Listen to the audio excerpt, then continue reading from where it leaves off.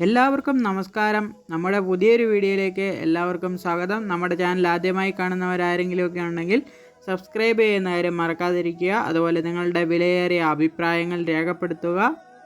ഇന്നത്തെ വീഡിയോയിലൂടെ നമ്മൾ മനസ്സിലാക്കാൻ പോകുന്നത് ക്ഷേത്ര ദർശനം കഴിഞ്ഞ് മടങ്ങുമ്പോൾ ശ്രദ്ധിക്കേണ്ട കുറച്ച് കാര്യങ്ങളെക്കുറിച്ചാണ്. നമ്മൾ ക്ഷേത്രത്തിൽ പോകുമ്പോൾ വ്രതമൊക്കെ എടുത്ത് ശുദ്ധമായിട്ടാണല്ലോ പോകാറ്. ക്ഷേത്രത്തിൽ പ്രവേശിക്കുന്നതിന് മുമ്പ് കാല് കഴുകിയിട്ടാണോ നിങ്ങൾ ക്ഷേത്രത്തിനുള്ളിൽ കയറുന്നത്? ക്ഷേത്ര ദർശനം കഴിഞ്ഞിട്ട് നിങ്ങൾ കാല് കഴുകുന്നുണ്ടോ?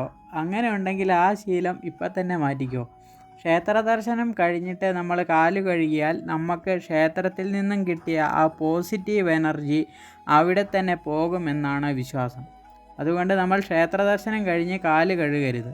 നമ്മൾ ക്ഷേത്രത്തിൽ ചെന്ന് കഴിഞ്ഞ് ഒരുപാട് വഴിപാടുകളൊക്കെ നടത്താറുണ്ട്. പുഷ്പാഞ്ജലി, കടുംപായസം, പാൽപ്പായസം, പഞ്ചാമൃതം, അങ്ങനെ നിരവധി വഴിപാടുകളൊക്കെ നമ്മൾ നടത്താറുണ്ട്. അപ്പം നമുക്ക് ക്ഷേത്രത്തിൽ നിന്നും ഇലപ്രസാദമൊക്കെ കിട്ടാറുണ്ടല്ലോ. അപ്പോൾ ഈ ഇലപ്രസാദത്തിൽ കുറച്ച് പുഷ്പങ്ങളും ചന്ദനവും കുങ്കുമവും ഭസ്മവും ഒക്കെ കാണുമല്ലോ. അപ്പോൾ ഇതൊക്കെ ക്ഷേത്രത്തിനുള്ളിൽ വീഴാതെ ശ്രദ്ധിക്കണം. നമ്മൾ പുഷ്പാഞ്ജലിയൊക്കെ കഴിച്ചു കഴിയുമ്പം നമുക്ക് കിട്ടുന്ന പ്രസാദത്തിൽ ഒരുപാട് പുഷ്പങ്ങളൊക്കെ കാണുമല്ലോ. ആ പുഷ്പങ്ങളൊക്കെ തറയിൽ വീഴുകയാണെങ്കിൽ അതിലൊരു കാരണവശാലും നമ്മൾ ചവിട്ടാൻ പാടില്ല. നമ്മൾ ഏതെങ്കിലും പുണ്യക്ഷേത്രങ്ങളിലാണ് പോകുന്നതെങ്കിൽ ആ ദേവൻ്റെ അല്ലെങ്കിൽ ദേവിയുടെ മൂലമന്ത്രം കുറഞ്ഞതൊരു 12 തവണയെങ്കിലും ജപിച്ചിരിക്കണം.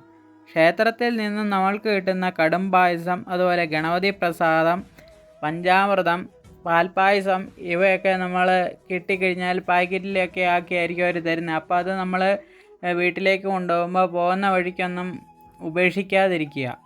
നമുക്ക് കഴിക്കാൻ പറ്റിയില്ലെങ്കിൽ മറ്റുള്ള ആർക്കെങ്കിലുമൊക്കെ കൊടുക്കുന്നതാണ് ഏറ്റവും നല്ലത്.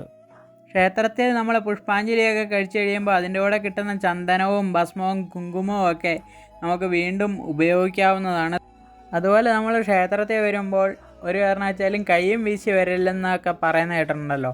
അപ്പം കയ്യും വീശി നമ്മളിപ്പോൾ ഒരു അതിഥിയെ കാണാൻ പോകുമ്പോൾ നമ്മൾ കയ്യിൽ എന്തെങ്കിലുമൊക്കെ സാധനങ്ങൾ വാങ്ങിക്കൊണ്ടല്ലേ പോകാറ്.